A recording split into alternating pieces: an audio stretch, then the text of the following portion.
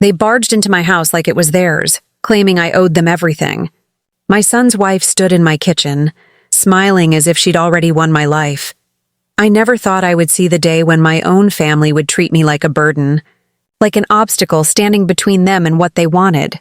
For 50 years, I worked every day, through storms and heartbreaks, raising my boy on my own after his father left when he was 10.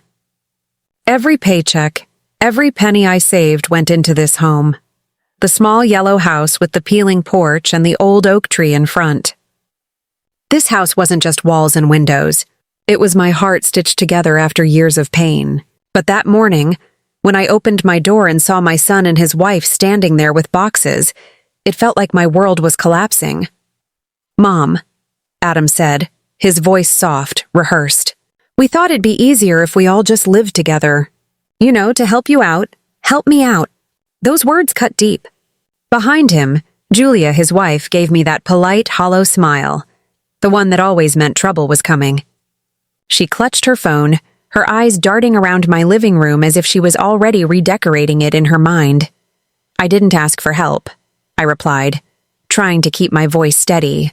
"And I don't remember agreeing to this," Julia laughed. That short, sharp laugh that carried no warmth. "Oh, come on, Grace, you're getting older. It's just practical. You'll have company, and we'll take care of the bills." I looked at Adam, searching for the boy who used to hug me after nightmares, the boy who once said I was his whole world. But that boy was gone, replaced by a man who couldn't meet my eyes. He mumbled something about family sticking together and started carrying in boxes without another word. I froze, gripping the back of my old armchair. My heart pounded in my chest like it wanted to burst out and scream. I had seen this before. Friends my age losing everything because their kids said it was for their own good. But never, not for a second, did I think it would happen to me. Julia walked straight to the kitchen and opened my fridge. "You barely have any groceries," she said. "I'll make a list. We'll fix this place up." Her tone was sweet, but her eyes were calculating. I could feel it. This wasn't about helping me. This was about control. I tried to speak, but Adam's voice broke in, calm, almost practiced. "Mom, we already sold our apartment. We're moving in. It's done." My knees went weak. "Sold? Without even asking me?" He sighed, running a hand through his hair. "You're overreacting. It's not a big deal. We're family." Julia stepped closer, her perfume flooding the air, sugary and suffocating. "You'll love having us here," she said. "And my mother will be joining us next month. She needs a place too." That was it. The ground tilted beneath me. My body went cold. I couldn't even form words. My son, my only child, was turning my home into a shelter for people who saw me as an inconvenience. I walked to the window, staring at the oak tree outside, the same tree where Adam used to build forts when he was small. My hands trembled as I whispered, "This is my house." Adam's voice was flat. "It's just a house, Mom." Those words broke something inside me. Just a house. To him, it was wood and nails. To me, it was everything I had left of the life I built after everyone else gave up on me. I turned to face them. "You can't just walk in here and take over." "I won't let you." Julia tilted her head, her lips curling slightly. "We're not taking over, Grace. We're helping. You should be grateful." Grateful. That word echoed in my ears until I thought I'd go mad. I had given my life to that boy. Sleepless nights, empty stomachs, aching hands.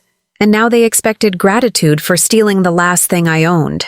I wanted to scream, to throw them out, but I could see Adam's children, my grandchildren, peeking from the car window outside. They waved at me, smiling, innocent. My anger melted into heartbreak. I didn't want to hurt them, but I couldn't let this happen.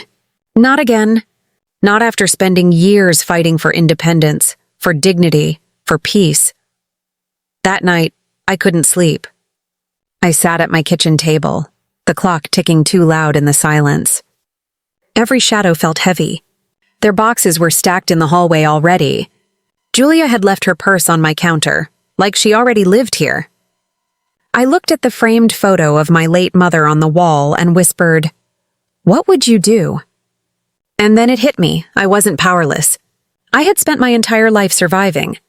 I had rebuilt from ashes more than once. If they thought I would surrender quietly, they were wrong. The next morning, when Julia came downstairs in her silk robe and started bossing me around about where to move my things, I stood up straight and said, "Julia, you and your boxes will be out of this house by sunset." She blinked, stunned. "Excuse me?" "You heard me. You're not staying here. Neither is your mother. And if Adam can't respect that, he can leave too." Her smile vanished. "You can't just—" "I can," I said, my voice steady now, the kind of steady that comes after years of being quiet too long. "Because this house is mine. Paid for, signed under my name. And you will not make me a stranger in my own home." Julia's eyes darkened. She stormed upstairs to call Adam. When he came back that evening, he looked at me as if I had betrayed him. "You're being unreasonable," he said. "We're trying to help." "No," I said. "You're trying to take. And I'm done giving." That night they left, slamming the door so hard the frame shook. I sat alone, tears running down my face. The silence that followed was thick, but beneath it was something new. Peace. For the first time in years, I felt like I had chosen myself, yet deep down, I knew this wasn't over. Julia wasn't the kind to give up easily, and Adam wasn't brave enough to stand against her. I could feel the storm building behind the silence, waiting for the moment to strike again. But next time I would be ready. Because I was no longer afraid of losing what was mine. I had already lost enough. Now I was ready to fight for it. The days that followed were quiet. Too quiet, like the stillness that lingers before a storm tears through the sky. I tried to convince myself that maybe it was over, that Adam and Julia had finally accepted my decision. But deep down, I knew better. Julia wasn't the kind of woman who lost gracefully. Her pride was sharper than glass, and when she broke, everyone around her bled. 3 days after they left, my phone rang at dawn. I didn't even have to check the caller ID to know who it was. Julia's voice poured through the speaker, syrupy sweet at first, the kind of sweetness that hides venom underneath. "Grace, I think there's been a misunderstanding," she said. "Adam's worried sick about you. We just want what's best for you." I closed my eyes, gripping the phone tighter. "Julia, the best thing for me is space. I've made my decision." Her tone shifted just slightly. "You're acting irrational, Grace. Maybe it's stress or, age. Adam said you've been forgetting things lately." That's when I understood her game. She was planting seeds, whispering doubt, spinning the story so that if things went wrong, I'd be the one who looked unstable. My stomach twisted with rage. "I know exactly what I'm doing," I said firmly, "and I don't need you or anyone else to decide what's good for me." There was silence on the line for a moment, and then her voice turned cold. "You'll regret this." When I hung up, I stood in my kitchen staring at the window, my reflection pale in the glass. For a moment, fear crept in. I was 70 years old, living alone. If they really wanted to take this house from me, they had the money and the nerve to try. But fear had ruled too much of my life already, and I refused to let it win again. That afternoon, I went into town and visited my old friend Helen, a retired lawyer who had handled my husband's estate years ago. Her office smelled of old books and coffee. "Grace," she said, looking up from her papers with concern. "What brings you here?" "I need to make sure my house stays mine," I told her. "No matter what happens," she frowned, listening as I told her everything. Every manipulative word, every threat, every look that made me feel small in my own home.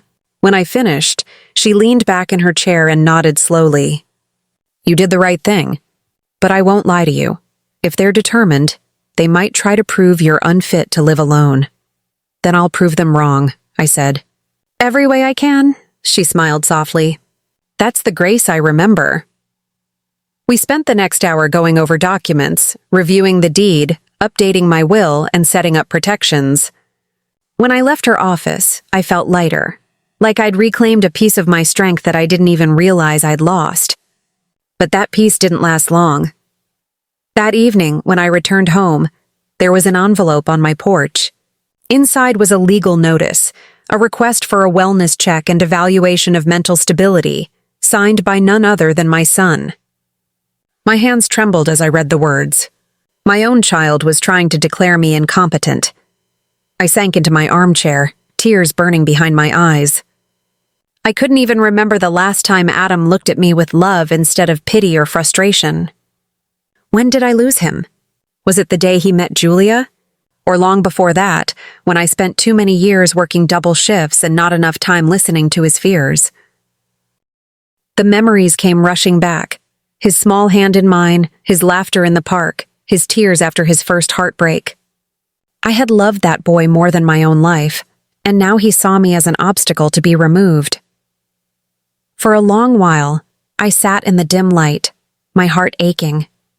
But pain, I've learned, can either break you or build you, and I wasn't ready to break. The next morning, I called Helen again. "They've started it," I said. "Then we'll fight," she replied without hesitation. "And you won't fight alone." Over the next few weeks, my life turned into a quiet battlefield. Inspectors came to my door asking intrusive questions. I kept my answers calm, clear, and firm. They examined everything: my medication, my bills, even the food in my fridge. Each time I smiled politely and showed them exactly how capable I was. And when they left, I closed the door, locked it, and let the tears fall only in private. I found peace in small routines: morning walks to the park, afternoons tending to my garden, evenings reading by the window with a cup of tea. Every flower that bloomed reminded me that growth often happens in the dark.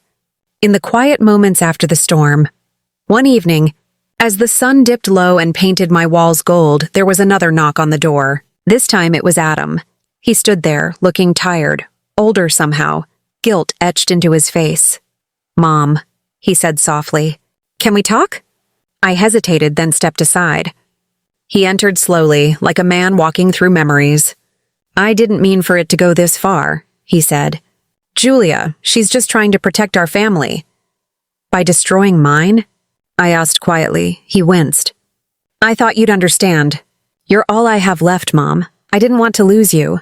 My chest tightened. For the first time, I saw the frightened little boy behind his words.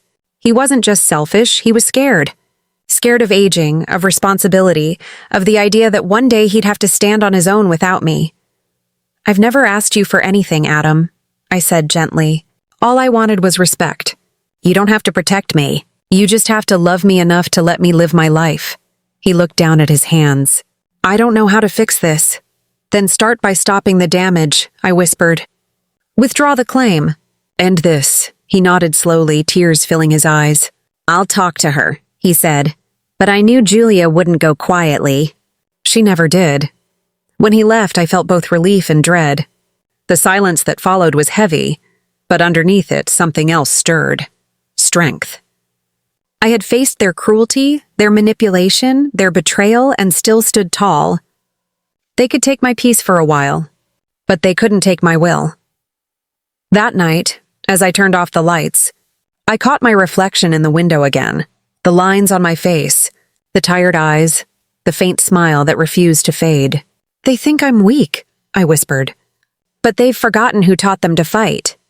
The wind outside howled softly through the oak branches, and for the first time in months, I felt calm. Because the storm wasn't something to fear anymore. It was proof that I was still alive, and still strong enough to stand against it. A week passed before I heard from Adam again, but when the call finally came, it wasn't what I hoped for. His voice was hollow, trembling with something between fear and shame. "Mom, I tried," he said. "I really did." "But Julia," "She's not backing down. She's meeting with a lawyer tomorrow. She says it's not safe for you to be alone." My throat tightened. Not safe for me? Or not safe for her plans? He went silent, and I could hear the sound of his breath, shallow, uncertain. "Mom, please, don't make this harder than it has to be." Harder? That word echoed in my chest like thunder. I had raised that boy through hurricanes, through hunger, through every sleepless night when he was sick and I had nothing but prayers to keep us going. And now he was telling me not to make things hard? My voice shook, but I didn't let it break. "You already made it hard, Adam. You made it when you forgot who I am." That night, I sat by the window watching the streetlights flicker outside. It's strange how life changes. One day you're the person holding everyone together, and the next you're fighting to prove you're still capable of standing on your own. I realized then that this fight wasn't just about the house. It was about my name, my dignity, my identity as a woman who had built her life from nothing. They weren't just trying to take my home, they were trying to erase my story. The next morning, I decided to fight differently. I wasn't going to wait for them to come for me. I went back to see Helen, and this time I brought a box of letters, photos, and documents, proof of everything I had worked for. When I placed them on her desk, she looked at me with quiet admiration. "You're ready," she said. "More than ready," I answered. "I'm done being their victim." Helen helped me draft a formal response, a declaration of mental and physical independence. She even arranged a psychological evaluation with a trusted doctor, just to silence any lies Julia might spread. When the results came back, the report was clear. I was perfectly capable, both mentally and emotionally. When I held that paper in my hands, I felt something powerful. Not just relief, but pride. For the first time in a long while, I wasn't just surviving. I was standing up for myself with both hands open and a heart unafraid. 2 days later, I decided to visit Adam's house. Julia opened the door before I could knock twice. Her eyes widened, then narrowed. "Well, look who decided to show up," I smiled politely. "I came to return something," I said, handing her a small box wrapped in brown paper. She frowned. "What is this?" "Memories," I said. "Photos of Adam as a boy, drawings he made for me, cards he wrote before he met you. You might want to keep them, since he seems to have forgotten who he was before all this." Her expression shifted, but I didn't stay long enough to see it fully. As I turned to leave, Adam appeared at the top of the stairs. His face was pale, his voice small. "Mom?" I stopped him with a gentle shake of my head. "I love you," I said. "But love doesn't mean letting someone walk over you. One day you'll understand." Then I walked away, each step lighter than the last. That evening, I got a call from Helen. "They've filed the claim," she said. "We'll have to attend a hearing next week." The words hit hard, but I didn't let the fear take root. "Then I'll be there," I said calmly. "And I'll tell them the truth." The days leading up to the hearing were the longest of my life. Every morning I prayed. Every night I talked to my late mother, asking for strength. Sometimes I'd sit under the oak tree in my yard, feeling the rough bark beneath my fingers, remembering all the storms that tree had survived. Droughts, lightning, winds that could tear roofs apart, and yet it still stood. I realized I wasn't any different. When the day of the hearing came, I dressed in my best navy blue dress, the one I'd kept for special occasions. As I looked in the mirror, I saw not an old woman but a fighter. My reflection met my gaze with quiet determination. At the courthouse, Julia sat across the room, her arms crossed, her expression smug. Adam sat beside her, his head bowed. When the judge entered, the room fell silent. They presented their argument first, Julia speaking eloquently about my declining health, her voice dripping with fake concern. She even had photos of my medicine bottles, of my cluttered kitchen, of the small fall I'd had 2 years ago when I tripped on the porch step. "We're only trying to protect her," she said, her voice trembling just enough to look sincere. When it was my turn, I stood up slowly, holding the report from the doctor in my hand. "Your Honor," I began, "I may not be young, but I am not broken. This house they speak of, it is not just property. It is my life's work. I built it with my hands, my tears, and every piece of hope I had left. And now they're trying to take it away. Not for love, not for care, but for convenience." I paused, looking straight at Julia. If they truly wanted to protect me, they'd stand beside me, not above me. The judge listened carefully, flipping through the papers. When the verdict came, his words fell like rain on parched soil. "Mrs. Grace Thompson," he said, "you are found fully competent. The claim for guardianship is dismissed. Julia's face froze, her lips parting in disbelief. Adam looked at me, and for the first time in years, there was something human in his eyes. Shame, maybe, or regret. Outside the courtroom, I took a deep breath, the air cool and clean. Helen smiled beside me. "You did it," she said. "No," I replied softly. "We did it. Every woman who's ever been told she's too old, too fragile, too done, we did it." That night, I sat on my porch under the stars. The house was quiet again, just the way I liked it. The oak tree swayed gently in the breeze, its leaves whispering secrets only time could understand. I realized that even though this battle was over, the war for peace never really ends. It just changes shape, but I wasn't afraid anymore. I had faced my own child in court, faced betrayal and manipulation, and still walked away with my head high. And as I looked up at the night sky, I whispered, "They tried to take my name, but all they did was remind me who I truly am." The next morning, I woke up before dawn, my body aching from the unfamiliar mattress and the cold seeping through the thin walls of the guest room. The house that once felt like a warm embrace now felt like an empty shell echoing my regrets. I could hear the faint hum of the refrigerator and the ticking of the clock in the hallway. Time seemed cruel, slow, deliberate, as if it enjoyed watching me suffer. I sat up on the edge of the bed and stared at the window. Outside, the sky was painted in gray, a perfect reflection of how I felt inside. When I went to the kitchen, the scent of coffee hit me first.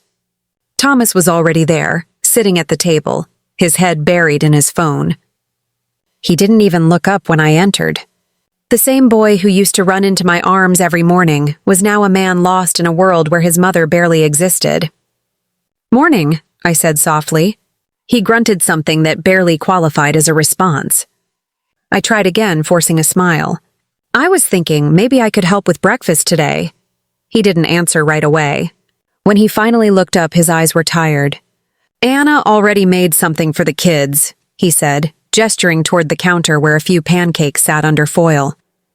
His voice carried no anger, no affection, just detachment. That indifference hurt more than any harsh word could. I turned away, blinking back tears. "Then maybe I'll just make some for myself." He didn't stop me.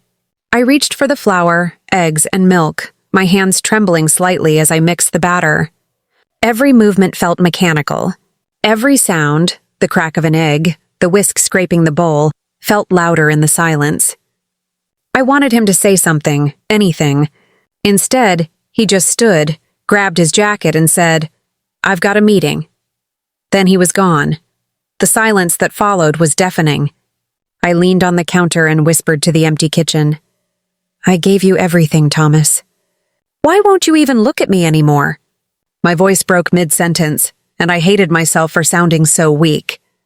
I wiped my face quickly when I heard footsteps. It was Anna.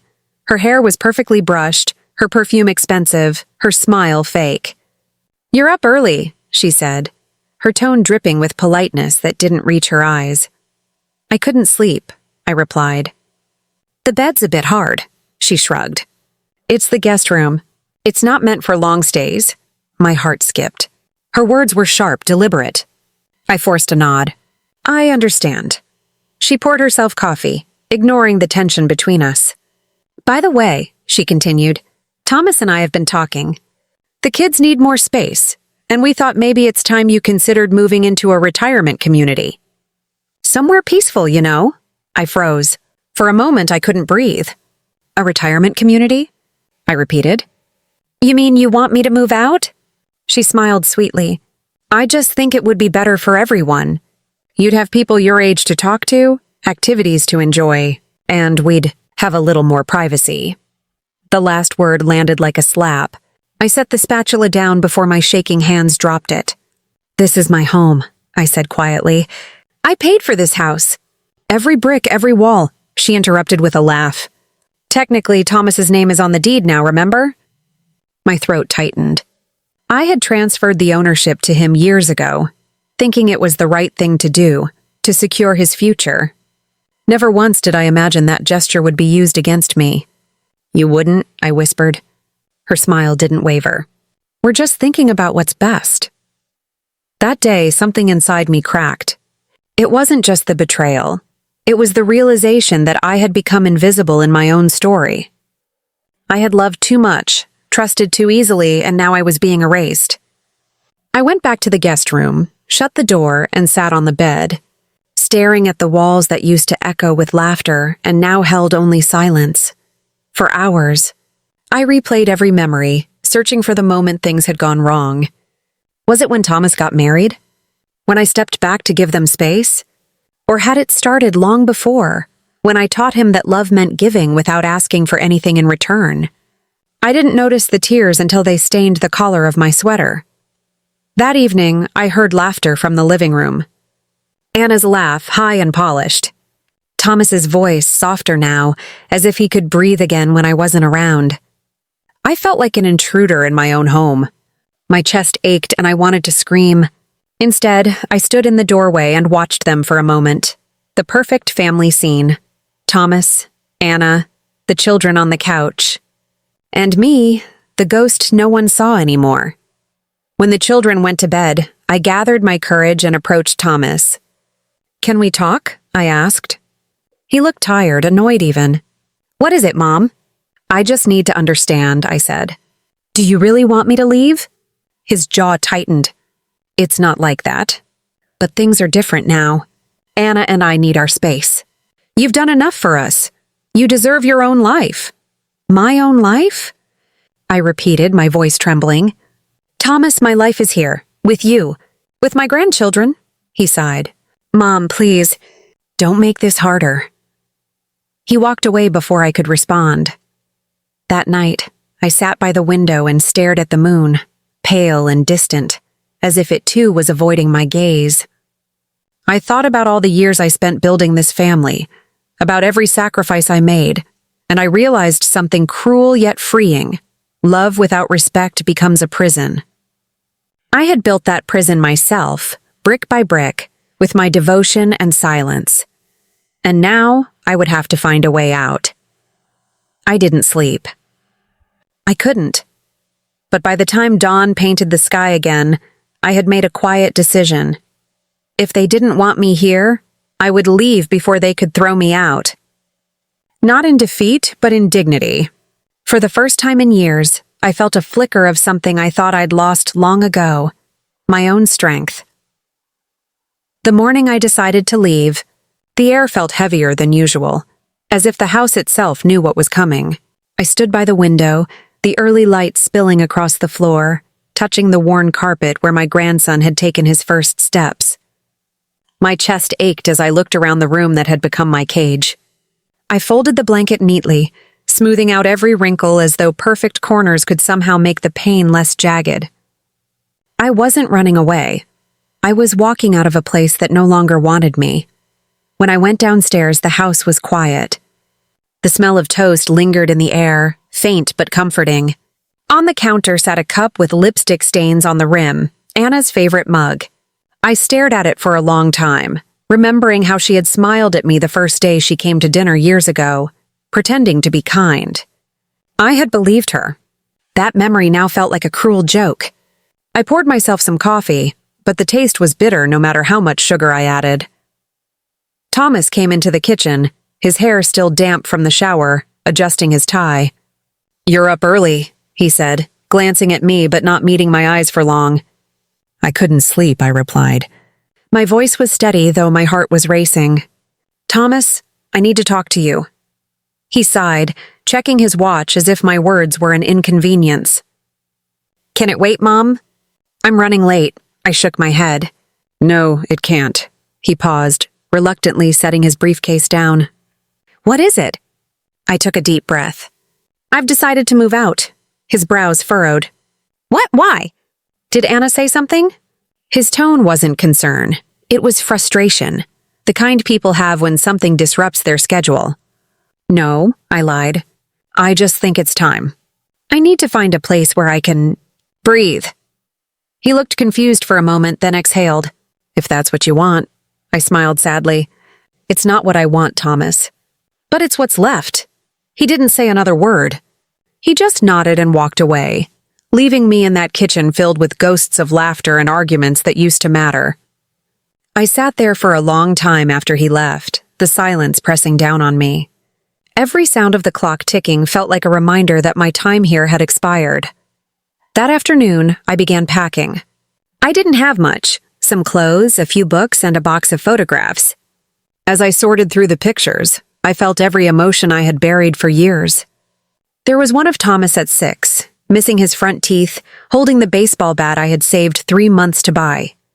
Another of his high school graduation, where he hugged me so tight and said, "I'll take care of you forever, Mom." I traced my finger over his smiling face and whispered, "Forever didn't last long, did it?" I found an old envelope tucked between 2 photo albums. Inside was a letter written in my late husband's handwriting. The sight of his words made my knees weak. My heart pounded as I read, "If you ever feel alone, remember, my love, you were never meant to live small. Don't let anyone silence your worth." I pressed the paper to my chest and closed my eyes. For the first time in a long time, I felt his presence, quiet but strong, as if he was telling me I wasn't finished yet. When Anna came home later, she found me folding the last of my clothes into a suitcase. She looked startled, then almost relieved. "You're leaving?" she asked, pretending to sound surprised. "Yes," I said calmly. "I think that's best." She leaned against the door frame, arms crossed. "Do you have somewhere to go?" I met her gaze. "I'll figure it out." Her lips curved into a polite smile. "Well, I hope you find something comfortable." Her words dripped with false kindness, and for once I didn't try to hide how much I saw through her. "Don't worry," I said. "I will." The next morning, I stood outside the house with my suitcase and that box of memories. Thomas was at work. Anna had taken the kids to school. No one was there to see me go, and maybe that was for the best. I took one last look at the front door. The door I had painted with my husband one summer when the world felt bright and full of promise. My throat tightened, but I didn't cry. I turned and walked down the driveway, each step lighter than the one before. I rented a small apartment downtown using the savings I had quietly kept for emergencies. It wasn't much, just a single room with a kitchenette, a window overlooking a noisy street, and a faint smell of old paint. But it was mine. That first night, I sat on the bed, the city lights flickering outside, and realized something I hadn't felt in years. Peace. I wasn't happy yet, but I was free. Days turned into weeks. I found a part-time job at a local bakery owned by a kind woman named Carol. She was in her 60s, with a laugh that filled the room and hands that smelled of vanilla and cinnamon. She taught me how to frost cupcakes, how to smile at customers even when your heart was tired. "You've got gentle eyes," she told me one morning. People trust eyes like that. I hadn't been complimented in years, and it felt strange but warm. Slowly, I built a rhythm. I woke up early, walked to the bakery, kneaded dough until my arms ached, and served strangers who didn't know my story. But there was something healing about it, about working with my hands, about earning my own living again. Each dollar I made felt like a piece of myself being returned. One evening, after closing, Carol and I sat outside on the bench, watching the sunset paint the sky in gold. "You look lighter these days," she said. I smiled softly. "I left something heavy behind." She nodded, as if she understood without needing the details. "Sometimes we don't need to win them back," she said gently. "We just need to find ourselves again." That night, as I walked home under the streetlights, I thought about Thomas. I still missed him every day. The ache never really faded, but it stopped consuming me. I realized love doesn't always mean staying. It can also mean letting go with grace. When I reached my apartment, I placed my husband's letter on the small table by the window. The moonlight touched the words, and I whispered, "You were right, my love. I was never meant to live small." For the first time in a long time, I smiled without forcing it. I didn't know what tomorrow would bring. But for once I wasn't afraid of it. The weeks turned into months, and life slowly began to take shape again, like a shattered vase being pieced together with trembling hands. Every morning I woke up to the smell of coffee brewing in my little apartment, a smell that no longer carried memories of anyone else. Just me, alive and surviving. My job at the bakery had become more than work. It was a sanctuary. The smell of warm bread, the laughter of customers, the gentle rhythm of routine, it all wrapped around me like a soft blanket, reminding me that even after everything, life could still be kind. But there were nights when the silence grew too loud. I'd lie in bed, staring at the ceiling and think about my grandchildren, their laughter, their little hands tugging at my sleeve. I wondered if they asked about me, if Thomas ever spoke my name. Sometimes I'd catch myself reaching for my phone, wanting to call him, but then I'd remember the emptiness in his eyes that last day, and I'd stop. I told myself I had to let him go, but a mother's heart never really does. One rainy afternoon, I was sweeping the bakery floor when Carol looked up from the counter and said, "Anna, there's someone here to see you." My heart skipped a beat. For a wild moment, I thought maybe Thomas had come. But when I turned around, I saw a woman in her 50s, dressed neatly in a gray coat, holding an umbrella dripping with rain. She smiled hesitantly. "Are you Anna Whitman?" she asked. I nodded. "Yes, that's me." She extended her hand. "My name's Grace. I work with a local community center. We help organize support groups for women, widows, single mothers, anyone starting over. Carol mentioned you might be interested." Carol winked at me from behind the counter. I smiled faintly. "Support groups?" I asked, unsure. Grace nodded. Sometimes talking helps more than silence. That night, I sat at my little table, turning the pamphlet she gave me over and over in my hands. I had spent so long holding my pain inside, pretending it didn't matter, that the idea of speaking it aloud scared me. But something inside me whispered, maybe this was the next step. So the following Tuesday, I walked into the community center, nervous but hopeful. The room was small, with soft lighting and a circle of chairs. There were maybe 10 women there, all strangers with stories in their eyes. Grace welcomed me warmly, guiding me to a seat. When the session began, one by one, they spoke. A woman named Lisa had lost her husband to illness. Another, Margaret, had been abandoned by her grown children. Their voices trembled, but they didn't hide. For the first time, I didn't feel alone. When it was my turn, I hesitated. My hands trembled slightly as I said, "I'm Anna. I was a mother, a wife. I lost my husband years ago, and recently, I lost my son too, though he's still alive." The room grew quiet. I felt the sting of tears, but I kept going. I gave him everything I had, my savings, my house, my heart. But one day, I realized I didn't have a place in his life anymore. So I left, and now, I'm learning how to live again.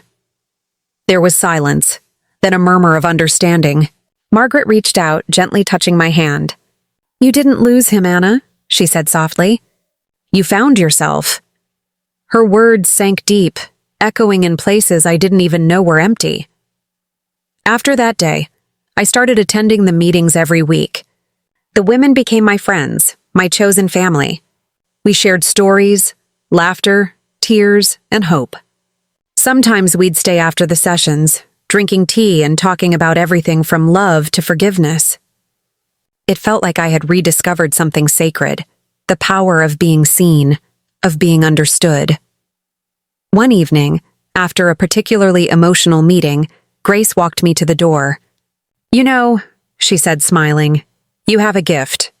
The way you talk, the way you make others feel less alone, it's powerful. You should think about leading a session someday." I laughed softly. "Me? I'm just trying to keep myself together." She shook her head. "Sometimes the ones who've been broken make the best healers." Those words stayed with me. In the following weeks, I began journaling again, something I hadn't done in years. I wrote about my memories, my pain, my lessons, and slowly the words turned into something more than reflections. They became strength.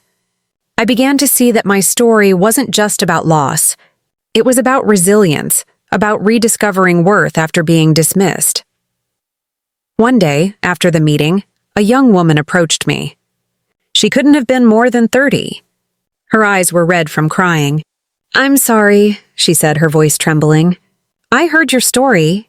My mom and I stopped talking years ago, and I've been too stubborn to call her. But hearing you, I think I understand her now." My throat tightened. "Call her," I said gently. "Don't wait. You never know when it'll be too late." That night I cried, not out of sadness, but out of something new. It was gratitude. For the first time in so long, I felt like my pain had a purpose. Weeks later, as I walked home from the bakery, I passed a small park. The air was cool, the trees swaying softly. Families were scattered on benches, mothers pushing strollers, fathers tossing balls to their kids. I stopped, my heart catching as I saw a little boy laughing as his grandmother chased him across the grass. The sound hit me like a wave. For a moment I wanted to look away, but instead I stood there, letting it wash over me. I realized something then. Love doesn't disappear when it's rejected. It transforms. It becomes compassion for others, wisdom for those who are lost, light for those in darkness. My love for Thomas hadn't died. It had simply changed its shape. When I got home, I brewed a cup of tea and sat by the window. The city lights blinked softly outside, like stars trying to speak. I thought about calling Thomas again, but instead I whispered a prayer. Not for him to come back, but for him to find peace. For Anna, too, for the woman who had tried to erase me. Forgiveness didn't mean forgetting. It meant freeing myself from the weight of bitterness. I smiled faintly as I sipped my tea. My life wasn't what I'd imagined it to be, but maybe it was becoming what it was meant to be. The pain had shaped me, but it hadn't destroyed me. I was still here, still standing, still learning how to bloom after being uprooted. And deep down, I knew this was only the beginning of a new chapter, one where I would no longer live in the shadows of what I'd lost, but in the light of what I had finally found, myself. Spring came early that year, and with it came a quiet warmth that seemed to breathe new life into everything, including me. The city streets that once looked gray now shimmered with light. Trees began to bloom, and I found myself smiling at the smallest things, the scent of fresh rain, the sound of laughter spilling from the bakery, the sunlight dancing through my kitchen window. It was strange how the world could look so different when your heart finally stopped aching all the time. I still missed Thomas, but the grief had softened into something less sharp, like an old scar that no longer bled. One afternoon, as I was arranging cupcakes in the display case, Carol handed me a small envelope. "A young man came by earlier," she said with a curious smile. "Said to give this to you." My heart skipped. I opened it slowly, my fingers trembling. Inside was a simple note written in handwriting I knew by heart. "Mom, I need to see you. Please meet me at Riverside Park this Sunday." Thomas. My breath caught. After all these months of silence, why now?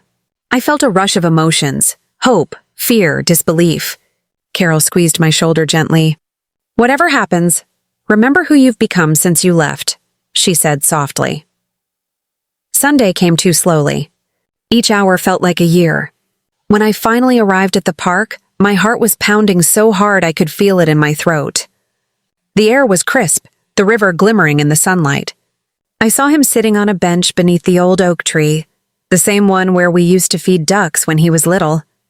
His hair had more gray now, and his shoulders looked heavier somehow. When he looked up and saw me, I caught a flicker of pain in his eyes, the kind that comes from guilt. "Mom," he said quietly as I approached. I nodded, unable to speak for a moment. "Thomas." The way his name felt on my tongue made my chest tighten. We sat in silence for a while, the kind that holds too many words neither of us knew how to say. Finally, he exhaled and said, "I owe you an apology. A real one." His voice cracked slightly, and I could see the boy he used to be, hidden behind the man he'd become. "I was cruel," he continued. "I let Anna convince me that you were a burden, that you were holding us back. And I believed her because it was easier than facing my own shame. You gave me everything and I repaid you with distance. I'm so sorry, Mom." His words hung in the air, raw and trembling, I felt tears gather in my eyes, but I didn't speak yet. I wanted him to finish. After you left, he said, things started to fall apart. The kids kept asking where you were. Anna and I fought constantly. She said some things I can't forget. He paused, looking down at his hands. She filed for divorce last month. The shock hit me like a wave. Divorce. I never wished pain on her, but hearing it still stunned me. I'm sorry, I said softly. He shook his head. No, Mom, don't be. I did this to myself. I thought I could build a family by pushing away the one person who truly loved me. And now I see that everything I had was rooted in your love. Without it, it all crumbled. I looked at him, really looked at him, and saw not the son who betrayed me, but the man who had finally come home to himself. My heart ached, but it also felt lighter. Thomas, I whispered. I forgave you long before you ever asked. His eyes filled with tears. You did? I nodded. Because I had to. Holding on to pain only kept me from healing. I wanted peace for both of us. We sat there, the silence now softer, the kind that feels like understanding. The river flowed beside us, glinting in the sunlight. He wiped his face, laughing weakly through his tears. You've changed, he said. You seem stronger, I smiled faintly. Maybe I just remembered who I was before I forgot. He reached into his jacket and handed me a small box. Inside was a delicate silver locket. The kids wanted you to have this, he said. They put a picture inside. I opened it and saw a tiny photo, my 2 grandchildren smiling, their little faces glowing with innocence. My heart melted. They miss you, he whispered. They talk about you all the time. For a long moment I couldn't speak. I held the locket close to my heart and whispered, Thank you. The ache inside me began to shift, replaced by something gentle, something hopeful. We spent the rest of the afternoon walking along the river, talking about small things. His work, the kids, my life at the bakery. It wasn't perfect. It wasn't the way it used to be, but it was something real. When the sun began to dip below the trees, Thomas turned to me and said, Would you come for dinner sometime? The kids would love to see you. I hesitated, fear and longing battling inside me. But then I saw the sincerity in his eyes, the kind that can only come from regret and love. I'd like that, I said softly. That evening, as I walked home, I felt the weight of years lift from my shoulders. The streetlights flickered on, and for the first time in a long while, the city didn't feel lonely. I stopped by a flower stall and bought a small bouquet of daisies, my husband's favorite. When I reached my apartment, I placed them in a jar by the window and whispered to the stars, He's finding his way back, love. Just like you said he would. In the days that followed, Thomas called me often. Sometimes just to check in, sometimes to talk about his children, sometimes to say nothing at all. Each call felt like a thread mending the fabric that had once torn us apart. I learned to listen without judgment, and he learned to speak without pride. Healing, I realized, wasn't about forgetting. It was about meeting each other again in a place untouched by the past. A week later, he brought the children to the bakery. When they saw me, they ran into my arms, their laughter filling the air like sunlight breaking through clouds. Grandma! They shouted. I hugged them tightly, breathing them in, my tears falling freely this time, but they were tears of joy. Carol watched from behind the counter, smiling knowingly. Told you, life has a funny way of circling back, she said later. That night, after everyone left, I sat by my window again, the silver locket resting against my heart. The city outside was alive, pulsing with light and noise, but inside, I felt still, grounded, whole. I thought about everything I had lost and everything I had gained, and I finally understood that sometimes the greatest miracles are not found in what returns to you, but in who you become while waiting. For the first time in years, I whispered to myself with certainty, I am home. I sat by the kitchen window, watching the morning sun filter through the trees. Everything looked peaceful, but peace was a lie that day. My hands trembled as I gripped the mug of coffee tighter. It had been 2 days since David walked out that door, leaving behind nothing but a note that said, "I need to find my truth." I didn't sleep those 2 nights. Every sound made my heart race. I'd wake up thinking I heard his truck, only to realize it was just the wind. My mind kept replaying his last look. Not angry, not broken, but empty, as if all the love between us had quietly died in his eyes. I whispered to myself, "How do you find your truth when you've lost your heart?" The mirror above the sink caught my reflection. Pale, exhausted, older than my 50 years. I didn't even recognize the woman staring back. I'd built my whole world around him, around the idea of us. And now there was just me. The silence in the house was loud, almost cruel. Every tick of the clock reminded me that time kept moving even when your heart had stopped. I pressed my hands against the counter and said aloud, "You still have to live, Claire, even if it hurts." My voice cracked halfway through the sentence. That afternoon, I decided to go back to church. I hadn't been there since David stopped going. I told myself it was because I was too busy, but deep down, I knew it was because it hurt to sit in that pew alone. When I walked through those doors again, the familiar smell of old wood and candle wax wrapped around me like a forgotten embrace. Pastor Lewis looked up from the pulpit and smiled softly. "Claire, it's been a while," he said. I nodded, unable to trust my voice. The service was about forgiveness. The kind that doesn't come easy. The kind that costs you something. "Sometimes," Pastor said, "we have to forgive the people who never said sorry. Not because they deserve it, but because we deserve peace." Those words cut deep. I closed my eyes, and tears slipped down my cheeks. Forgive David? The man who left without warning? The man who took my heart and tossed it into uncertainty? It felt impossible. But as the choir sang softly in the background, something inside me stirred. A flicker of light, small but undeniable. After the service, I stayed behind, sitting in the pew long after everyone had gone. My hands rested on my lap, and I whispered a prayer I hadn't said in years. God, I don't understand why he left. I don't even know if I can forgive him. But please help me not to hate him. The words came out shaky, like a child learning to speak again. It wasn't much, but it was honest. When I stepped outside, the wind carried the faint scent of rain. I pulled my coat tighter and started walking home. Halfway there, I noticed a familiar figure standing by the corner. It was Emily, my daughter. She looked worried, holding her phone in one hand and a bag in the other. "Mom!" she called out and ran toward me. I hadn't told her everything. I didn't want to worry her, but she looked at me, eyes wide, and said, "I know, Mom. Dad called me." My heart stopped. "What did he say?" I asked. Emily hesitated. "He said he's sorry, that he's not okay. He's been staying in a motel near the lake." I felt my knees weaken. Part of me wanted to run to him, to make sure he was safe. Another part wanted to scream at him for the pain he'd caused. "Did he ask for me?" I whispered. Emily nodded slowly.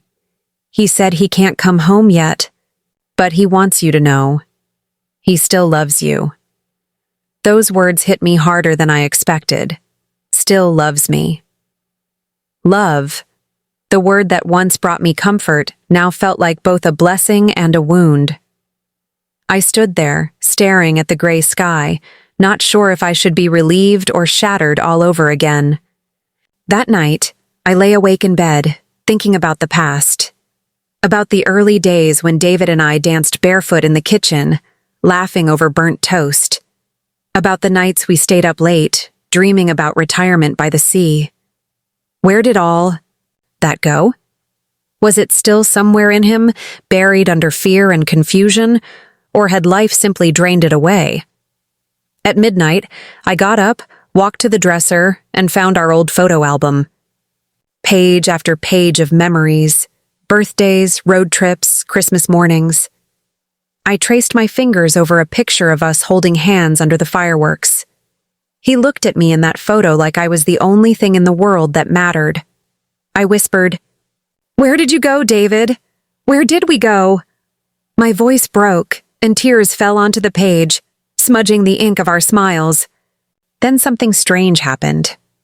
I turned the page and found a note tucked inside, something I'd never noticed before. It was in his handwriting. If you're ever looking for me, I'm by the old oak tree, the one where we carved our names. I'll always be there. I froze. That tree was near the lake, the same place he was staying now. My heart started pounding. Was it a coincidence? Or had he meant for me to find it when the time was right? The next morning, I woke up with a decision burning inside me. I was going to that tree. I didn't know what I'd find. Maybe answers, maybe more pain. But I couldn't keep living in the space between love and loss. I had to see him, even if it broke me again. I packed a small bag, slipped the note into my pocket, and whispered to myself, "No more running." As I drove toward the lake, the sun broke through the clouds, painting the road in gold. And for the first time in a long time, I felt something like hope flicker inside my chest. But little did I know, that drive would lead me to a truth far deeper than I was ready to face. A truth that would change everything I thought I knew about love, pain, and forgiveness. The highway stretched out like a ribbon of faded gray beneath the autumn sun. Every mile I drove toward the lake felt heavier than the last, like I was chasing a ghost I wasn't sure I wanted to see. The trees lining the road had begun to change. Color, fiery oranges and deep reds swaying gently in the wind. And it reminded me of how quickly beauty fades when seasons shift.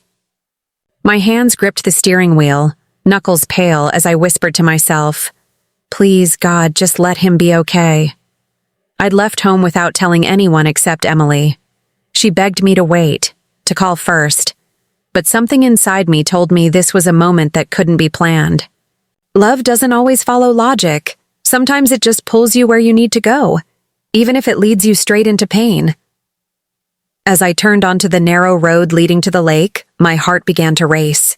I remembered coming here years ago, our anniversary picnic by the water, David's laughter echoing across the ripples, his hand brushing mine as we carved our initials into that old oak tree. That tree was the symbol of our forever. And yet, here I was, wondering if forever had quietly expired without warning. The gravel crunched beneath my tires as I parked by the lake's edge. The air was cold, crisp, carrying the faint scent of pine and rain. I stepped out slowly, clutching the note he had written years ago. My breath formed small clouds in the chilly morning air. For a moment, I just stood there, staring at the still surface of the water. It looked peaceful, untouched. But beneath, who knew what currents were waiting? I thought maybe love was like that too, calm on the outside, chaos underneath. I began walking toward the oak tree, my boots sinking slightly into the soft earth. Each step felt like walking through memories, laughter, arguments, shared dreams, broken promises. When I reached the tree, I saw the carving still there. D+C, forever. The letters had faded with time, but they were still visible, like a quiet testimony that even love weathered by storms could leave a mark. My fingers traced the carving, trembling.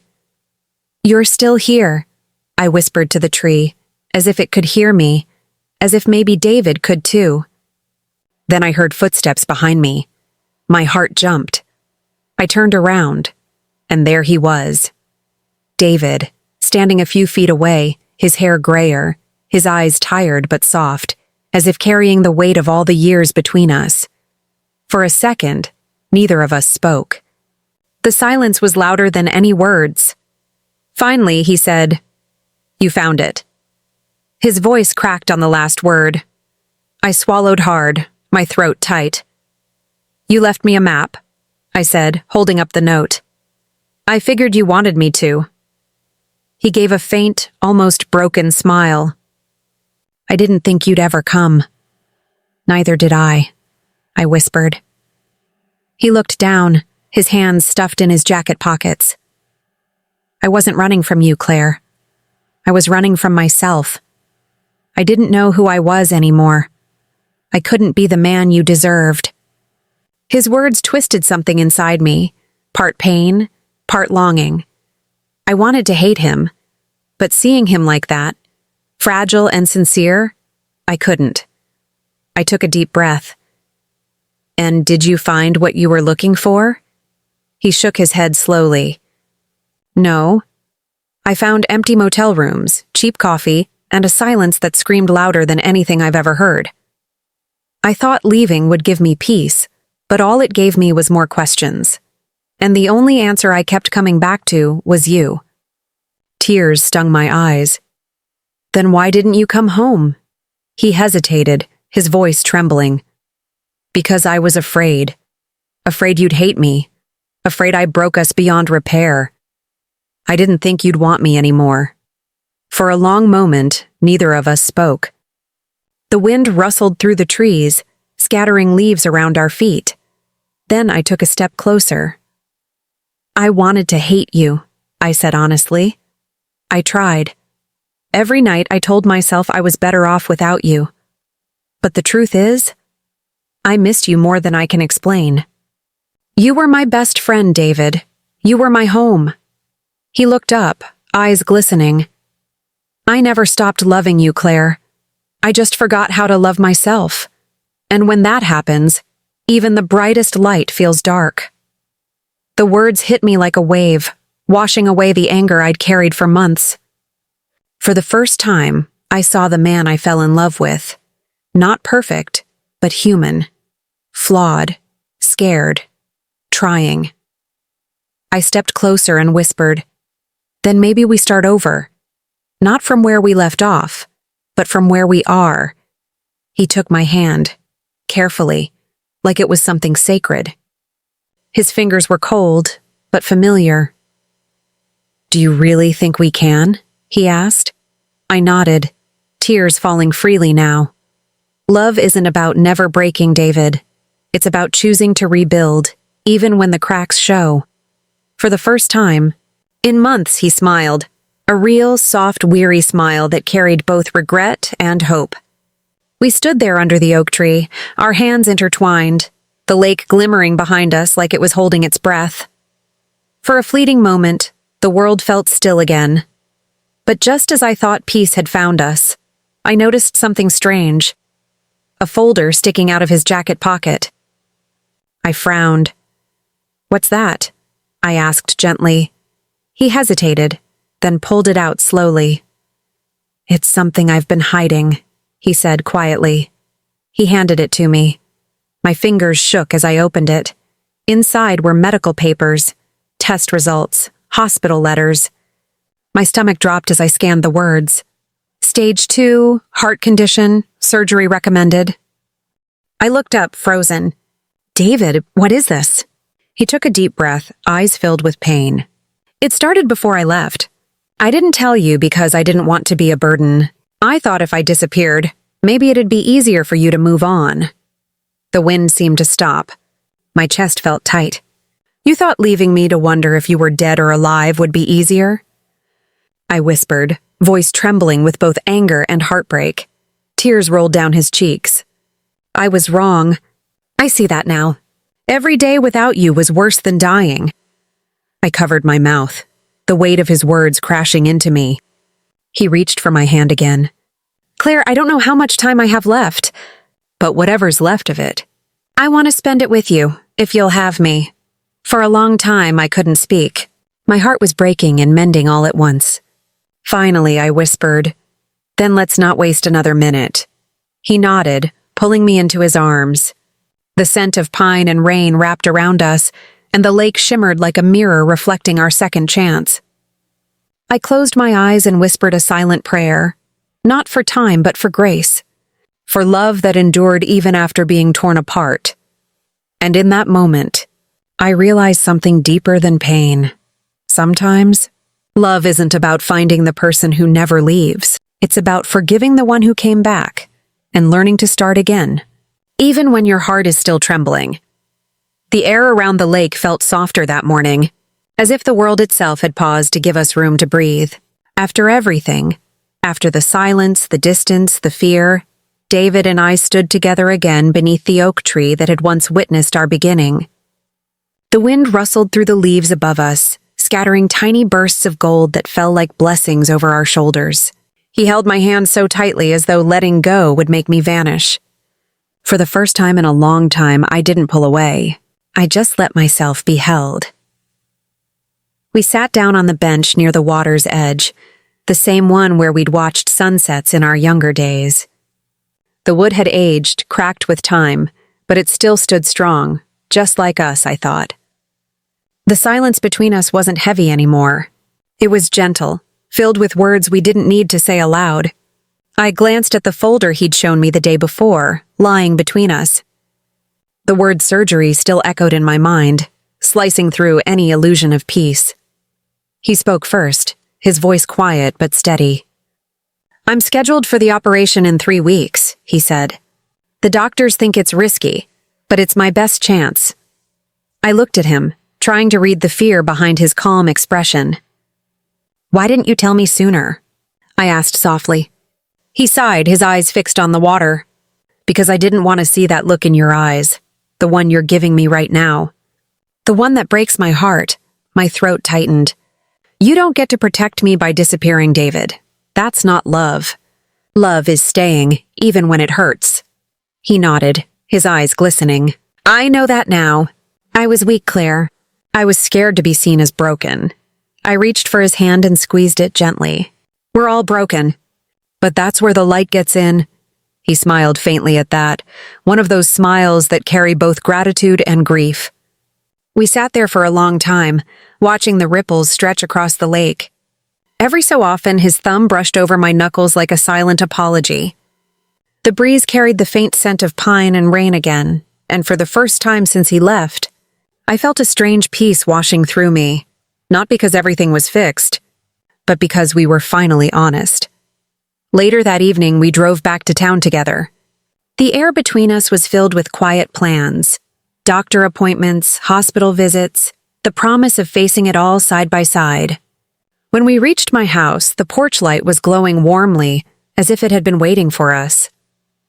I turned to him and said, "You're staying here tonight." He started to protest, but I cut him off. "No arguments. You don't get to face this alone anymore." His shoulders relaxed, and a small, genuine smile crossed his lips. "Yes, ma'am," he said softly, and for a moment, it felt like old times. Inside, everything looked the same, but somehow different, like the house itself could feel the shift in our hearts. He placed his jacket on the hook by the door, and I caught a glimpse of the old photo that hung above the fireplace. It was from our wedding day, his arm around me, my face glowing with a joy I barely remembered. I walked closer, tracing the frame with my fingertips. "We were just kids," I whispered. He stood beside me, eyes on the photo. "Yeah," he said, his voice low. "We thought love was just laughter and sunsets. We didn't know it would mean forgiveness and endurance." I turned to him, and there it was again. That quiet understanding that words could never fully capture. After dinner, we sat by the fire, the crackling wood filling the room with warmth and comfort. He leaned back, watching the flames dance. "You know," he said, "when I was gone, I used to imagine this exact moment, just sitting with you. No noise, no fighting, just peace." I smiled sadly. "You didn't have to imagine it, David. You just had to stay." He closed his eyes and nodded. "I know. I'm sorry." Something in his tone broke me a little, but in a good way. It wasn't just apology, it was surrender. And sometimes that's what love needs most. I reached out, placing my hand gently over his heart. "Promise me," I said, my voice trembling. "No more running. No more hiding." He looked into my eyes, his voice barely above a whisper. "I promise, Claire. No matter what happens next, I'm not going anywhere." The fire crackled louder, as if sealing his words in flame and light. For a long while, we didn't speak. We just listened, to the fire, to the rain that had started to fall outside. to the rhythm of two hearts learning to beat together again after being apart too long. That night, after he fell asleep on the couch, I stood by the window, watching the rain cascade down the glass. My reflection stared back at me, tired but alive. For the first time in months, I wasn't haunted by what I'd lost. Instead, I was grateful for what had been found. But deep down, fear still lingered like a shadow. I knew the road ahead wouldn't be easy, surgery, recovery, maybe heartbreak again. But I also knew something else. Love, once it's purified by pain, becomes unshakable. The next morning, the light was soft and golden when I woke up. David was still asleep, his hand resting on the edge of the couch, his breathing slow and steady. I brewed coffee and set a cup beside him. When he stirred, he smiled faintly. "You still make it the same way," he said, voice rough from sleep. I chuckled. "Some things don't change." He sat up, rubbed his eyes, and looked around the living room. "It feels good to be home," he said quietly. I nodded. "It feels good to have you home." After breakfast, we sat on the porch, the sunlight warming our faces. He reached for my hand again, and I could feel the strength in his grip. "You know," he said, "when I'm gone one day, I want you to remember this peace, this love. Don't let my absence turn into anger again.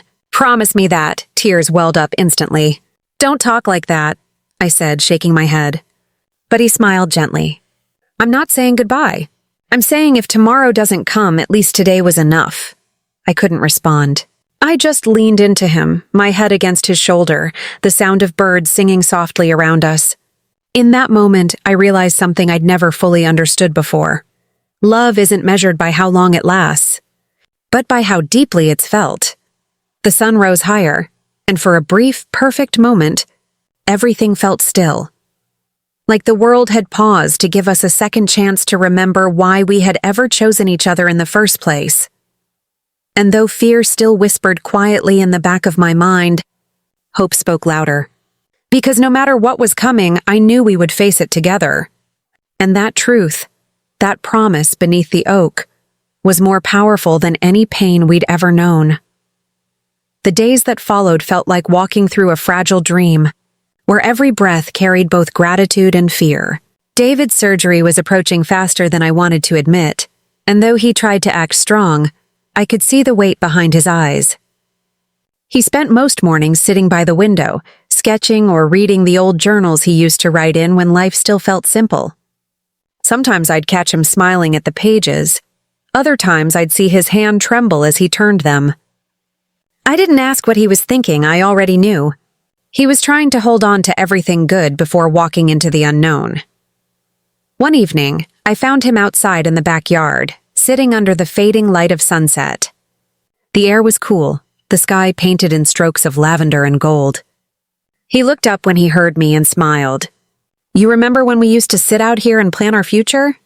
he asked softly. I nodded, pulling a shawl around my shoulders. "I remember you wanted to buy a boat and sail around the world," I said with a faint laugh. He chuckled, eyes distant. "Yeah, guess life had other plans." We sat in silence for a while, the kind that doesn't feel awkward but tender, full of everything words could never say. The cicadas started their nightly song, and the smell of damp earth rose after the sprinklers shut off. I could feel my heart tightening, as if time itself was counting down in my chest. I finally whispered, "Are you scared?" He took a long breath before answering. "Honestly, yeah, I am, but I'm more scared of leaving things unfinished. Of leaving you wondering again." I swallowed hard, trying to steady my voice. "You're not leaving me this time. Not like before. Whatever happens, we'll face it together." He reached for my hand and squeezed it gently. "You've always been the brave one, Claire. You carried both of us when I couldn't even carry myself."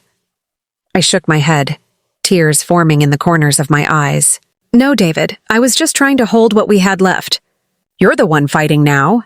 He smiled softly, eyes shimmering in the dim light. "Do you know what the hardest part of leaving was?" he asked. I shook my head. It wasn't the loneliness or the guilt. It was realizing that everything I ever needed was right here, and I'd been too blind to see it. That broke me. I leaned forward, wrapping my arms around him. His heart beat against mine, steady and fragile at once.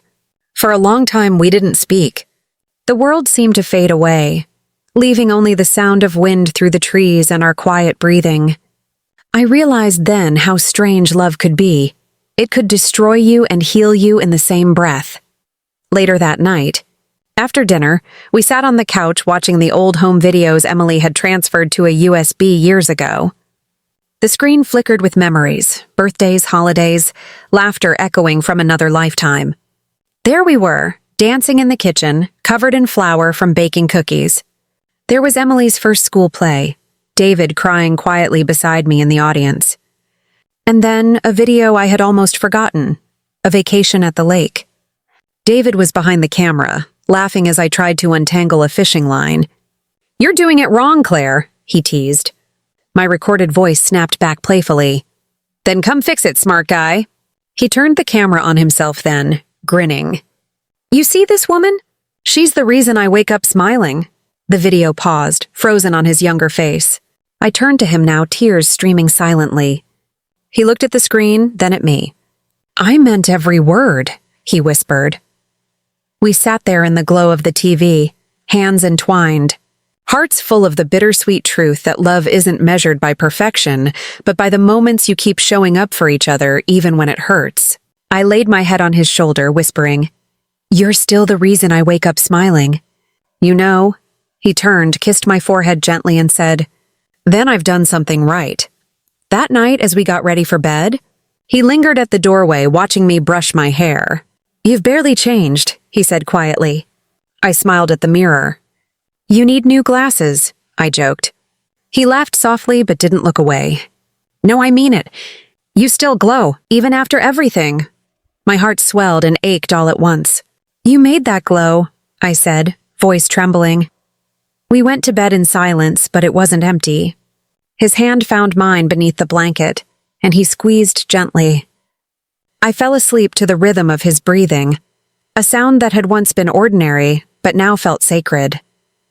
But somewhere deep in the night, I woke to a faint noise, a pained sound, like a groan stifled in the dark.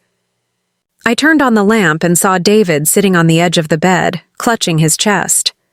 My heart leapt. "David, what's wrong?" He shook his head, trying to catch his breath. Just pressure. It'll pass." I could see the sweat on his forehead, the way his body trembled. "We're going to the hospital," I said firmly, already reaching for my phone. He tried to protest, but I wasn't listening. No arguments, not this time.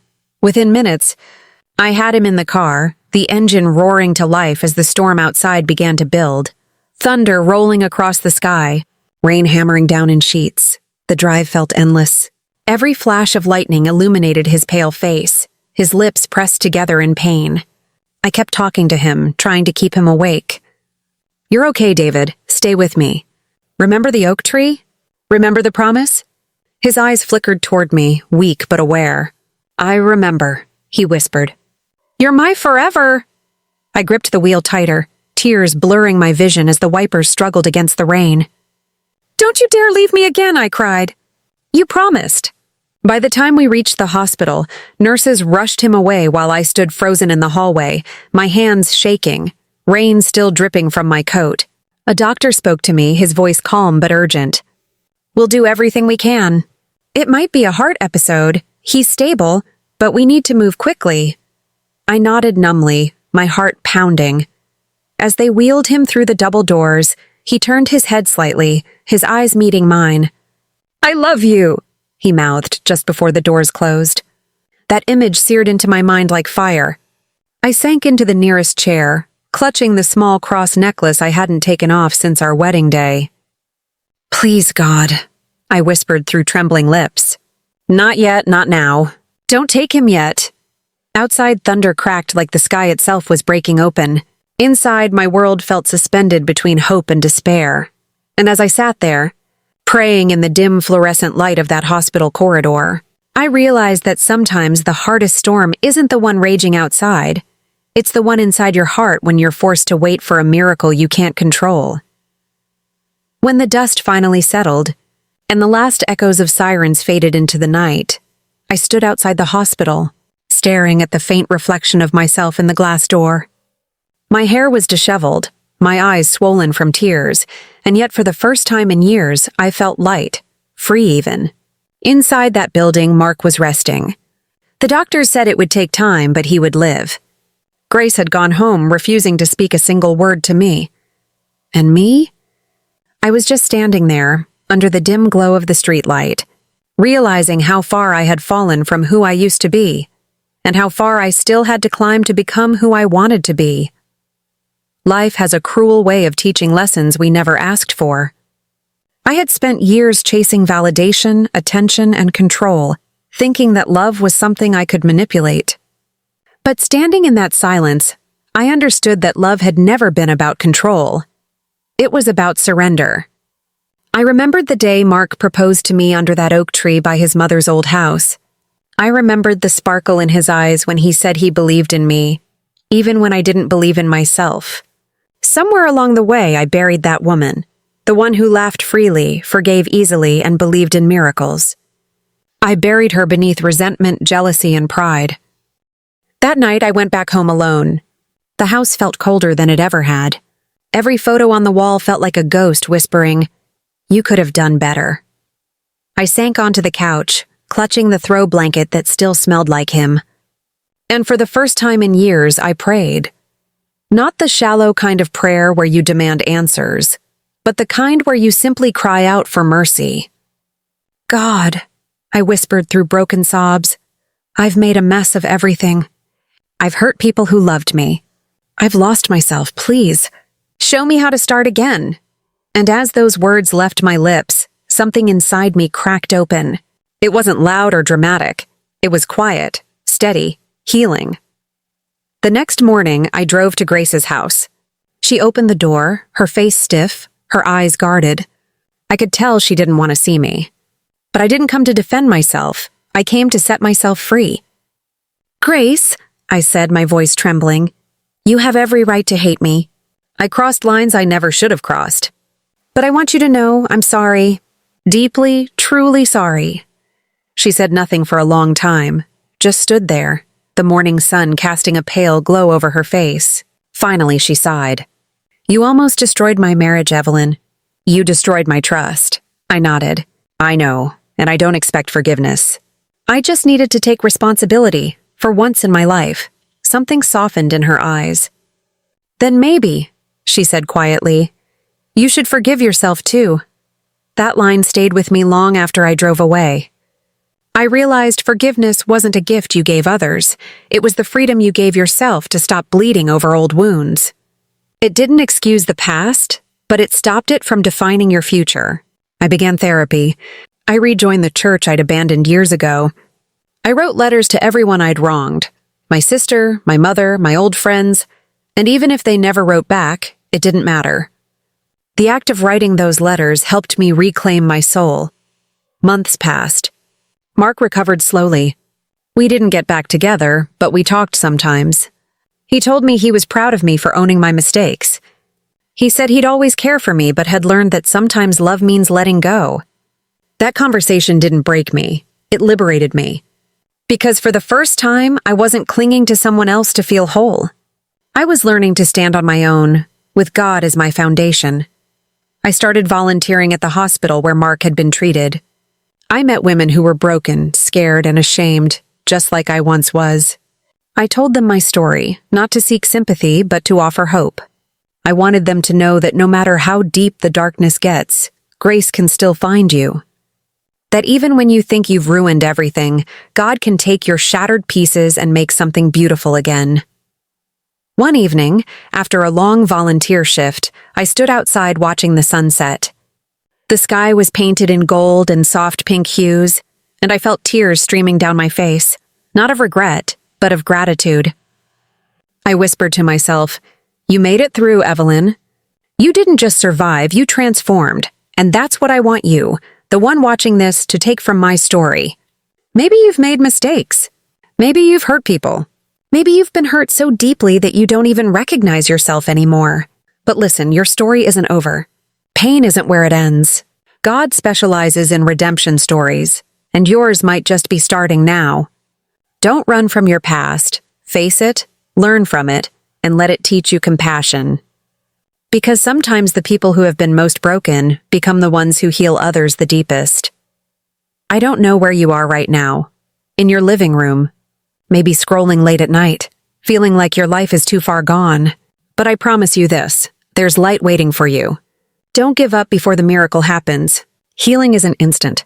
It's a process of letting go one layer at a time.